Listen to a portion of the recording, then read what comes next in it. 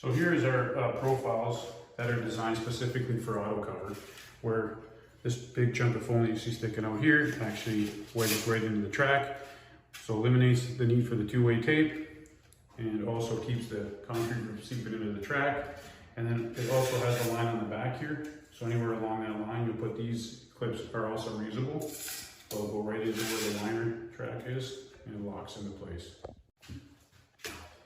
So this profile I have here is designed for a fiberglass pool or a concrete pool that has a auto cover. So, because you have no bead receiver here. So basically this just, again, same thing, just wedges into the track there, keeping the debris out, keeping everything level.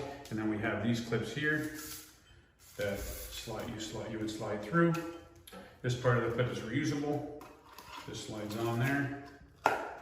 You just get a self-tapping screw to screw this screw into the back here. You want to just make sure that you stay outside of the cavity there, because the screw will end up buried in the concrete and it stays in there.